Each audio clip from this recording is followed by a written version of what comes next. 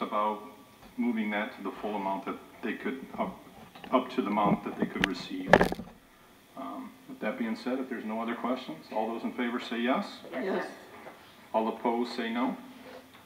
Motion carries. Okay. Does anybody else have anything they'd like to discuss tonight? Clerk Bauer has a few internet. Real quick, I have a question for Clerk Bauer. Sure. Cindy, did all the ballots get sent out? I've had a couple people asking if all of the absentee ballots have been sent, right? So I do have a little bit of information to give you tonight through the chair. We have issued 13,582 absentee ballots as of about 5:30 tonight. As they come in, we have 24 hours by law to get the ballots in the mail, and we have been complying with that. We're getting quite a few requests today, and we have received roughly 4,200 ballots back already. The ballot box on Pine Street was probably the best investment that I made this year. That box is busy all day long. We empty it at least 2 or 3 times, and it's pretty full. I see lineups all the time. Yes. Also on the weekends, Saturday and Sunday, same thing. We're having to come in and empty it because we don't want it to overflow. And then we also did receive a ballot box from the county. I had let them know that I had already purchased one, but they received funding and they bought boxes for, I'm assuming, every city and township in Wayne County. So it is in the front lobby. If you see a box in the front lobby, it says Wayne County on it, City of Taylor. That was given to me. I didn't buy that. And that's pretty full all day long too. If people are in line outside, the greeter will ask them if they have a ballot, and she lets them come in and just put their, because some people feel safer putting it inside. Some people want to walk all the way into my office, and that's fine too. But they have to sign in and go through the procedure and wait.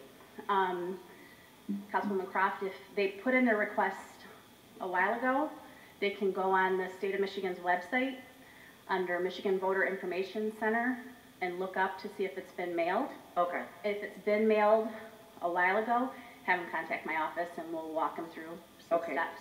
You said that was Michigan Voter Information Center, Yes. right? Okay, thank you. We call it MVIC because it's MVIC. All right. That's a good resource for people because they can also go back and check and make sure that we've received their ballot too. That shows on there. Once we get the ballots in, we ask people to give us 48 hours because, like I said, we've received 4,200 and it's just we're an absentee processing office at the moment. All of us are in some way, shape, or form handling the ballots and processing them. We've been extremely busy. A lot of people are coming in also to pick up their ballots. We've been getting a lot of calls too about what to do if they want to vote in person and they've received an absentee ballot. They can take that to the polls, but like we're explaining, they have the right to do that, but that poll worker has to then call my office they have a procedure to follow, so it's going to hold up the line. So obviously, you know, we try to take away their fear of voting absentee. I had to swear to a woman at the counter today that I would promise to process her ballot and not throw it in the river somewhere.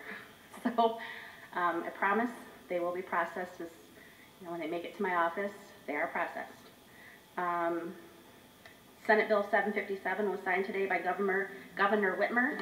It allows early processing of absentee ballots on Monday from 10 a.m. to 8 p.m. Thank you for passing the grant because that grant funding will help me with the money to pay the election inspectors on that Monday because that was not budgeted. We weren't planning when we, did our budget for that processing. And by processing, I mean opening and putting them in sealed containers. Now there's a little more. Councilwoman Pats can attest to that. There's a little more to the processing part before they make it out of the envelope. There's a process that has to be followed, and those first few steps will be done, and the ballots will be opened and put in the ballot boxes and sealed and locked and kept overnight until Tuesday morning, and then that's when we can start taking them out of the secrecy sleeves and running them through the high-speed scanners. What time was that on Monday that they're allowed to? 10 a.m. to 8 p.m. 10 to 8. Yeah, we used to issue ballots until 4 p.m. on the Monday. Now the cutoff is 10 a.m., which is a good thing for us because 4 p.m. was late in the day. We have a lot to do to get the information ready to go to the chair people to take to the polls the next day. and that all kind of plays a part in it. So 10 a.m. plus allowing us to just at least do those first couple steps and get them opened and prepared for the next morning. You know, if we're looking at processing, we're at 13.5 now. If we're looking at processing anywhere from 15 to 20,000, you know, hopefully if we can get them all opened and ready, we'll be out of here at a decent hour on election day. But I've never processed. I think the most we ever had was around, instead of you know, 8 a.m. yeah, for presidential elections. My first election was here till 6 a.m. You know, the next morning, Yeah. and that was probably 4,000 absentee ballots. So, that is all I have on elections. Like I've said this before, I could talk for hours on that stuff. My husband gets tired of hearing me talk about it. I do have a letter from a resident, if I can read that now. Sure. Okay. I did send this to you in an email. This is from Gulf Lake Estates Condominium Association. Dear City of Taylor elected officials, on Tuesday, September 29th, 2020, the Gulf Lake Estates Condominium Association Board of Directors passed a unanimous resolution to request the City of Taylor to provide a copy of the official development agreement between the City of Taylor and Gulf Lake Estates Condominium Association. If FOIA fees are necessary, please provide the cost to the Board of Directors. I did take care of this today. You should have gotten an email from me. There was no charge. It was pretty simple to find, and they did receive that. Number 2, enter into a formal agreement with the City of Taylor to provide winter road plowing and salting as is provided to other residents of the City of Taylor. A, the city currently provides trash, recycling, and compost pickup to Gulf Lake Estates. B, the association has found private providers cannot plow, salt our roads as well as the City of Taylor's Department of Public Works. C, the association requests that a formal agreement be made between the City of Taylor and the Gulf Lake Estates Condominium Association for the City of Taylor to provide snow removal and salting of our roads, which consist of Gulf Lake Drive, Muirfield Drive, Sawgrass Court, and Torrey Pines Court.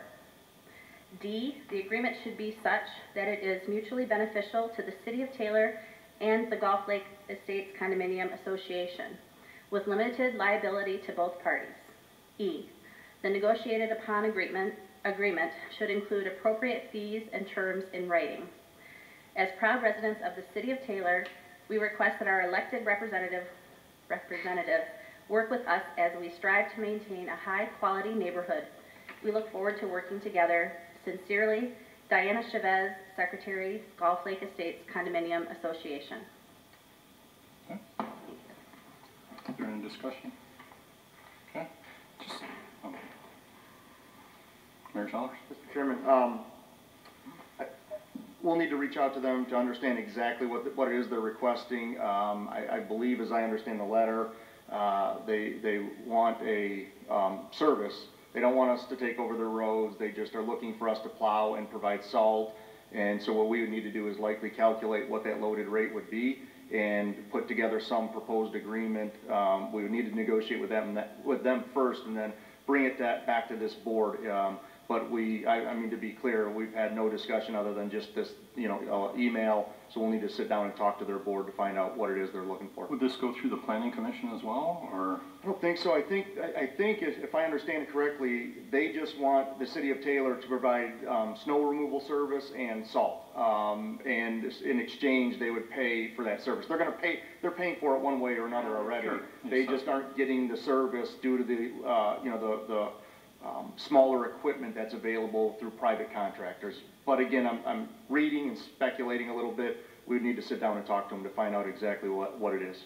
Councilman Johnson? One of the points I want to bring up, and I think everybody heard it, was they feel that their private contractors can't do as good as our city employees. Is that correct? Thank you. Okay. I guess my biggest concern would be, and I'm sure you guys would look into this and, we don't maintain if we do maintain their roads, I'd be concerned, like if one of our trucks took out a chunk of cement or something like that, we would be held liable for that and stuff like that. So there's definitely some parameters here, because I know it's kind of tough, because with some associations have some things, some don't, and all that stuff. And you know, I'm willing to work and listen and stuff, but it's also a slippery slope as well. Just to be clear, we've had many other recent developments make a similar request that we really haven't been that interested in, because you know, what we find is that our loaded rate versus what they're paying is generally pretty different. But again, all we can do is put the data together, you know, sit down with them and find out, but those are the things that will have to be concluded. You know, there's damage to roads, there's mailboxes, cars get damaged, you know, there's a lot of things we would have to work through. Although it doesn't seem that complex, it's just a matter of putting it all together, sitting down to see if it'll work for both parties, and if so, we'll bring an agreement back to you. Mr. Chair. Okay. One thing that comes to my mind is McKinley Street. I know it's not an association, I know they get their trash picked up by our guys, but they don't get it plowed either because it's from that dirt area. I mean, that's the first thing that came to my mind when I'm thinking the same thing here. And even more complicated on McKinley, I believe it's a dirt road. Right. So we have provided some suppression for them periodically throughout the summers, so it keeps the dust suppressed and it doesn't kick it up all over the place. But that even involves a totally different plowing process that I don't even know that we're capable of doing. So, you know, there's still some detail to work through before we can move this forward. But, you know, I don't think they're looking for us to take over their roads and all the other, like we've seen from some of the other homeowners associations. I think this really is just about plowing and salting. But we'll see, we'll bring it back. No, Okay. I just read it and Okay. I'll talk to the mayor about my concerns because Okay. it's a priority too, because sometimes it takes us 2 days to get into a subdivision where the priority is primary roads, and Right. are we obligated to do ours first, then do theirs last? So I don't know if the efficiency is going to be what they expect it to be. After we get all of our roads done, and then move over to the private sector. They're basically asking us to contract. Sure. Use us. I'll discuss these. I just read the email. Does anybody else have anything tonight?